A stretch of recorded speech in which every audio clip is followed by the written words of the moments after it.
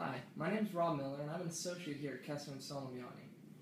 I'm here today to talk to you about uncontested divorces. But first, there are two types of divorces. There's contested, which the majority of you are probably used to hearing about, and which, frankly, the majority of you are probably going to be going through. There's also uncontested divorces. An uncontested divorce is when you come to us and you say, Rob, we've agreed on all of the issues, we've agreed on how to resolve all the issues that arose out of our marriage. We've decided how property is going to be divided. We've decided how assets are going to be divided. We have credit card debt. We've decided how that's going to be divided. If you have children, you've decided what custody is going to look like, who's going to have the children the majority of the time, and what visitation for the other parent is going to look like. If this is you, congratulations. You are going to save yourself a lot of time, you're going to save yourself a lot of money, and you're going to save yourself a lot of grief.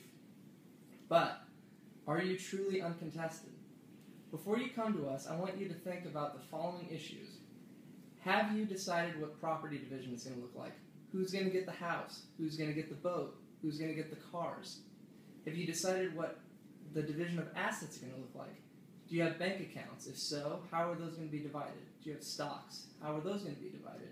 Do you have retirement funds? How are those going to be divided? Again, if you have credit card debt, how is that going to be divided? Who's going to take the majority? Who's going to take all? If you have children, most importantly, you need to decide what custody is going to look like. Who is going to be the primary physical custodian, meaning who is going to have the child or the children more than 50% of the time? And what is visitation for the other parent going to look like? So what does the process look like? You're going to come to us and you're going to say, Rob, we have agreed about how all of those issues are going to be resolved. Great. What we will do from there is draft a settlement agreement. Now, a settlement agreement is just a legal document that we're going to ask the court to make an order. There's a lot of paperwork involved, and it can quite frankly get confusing.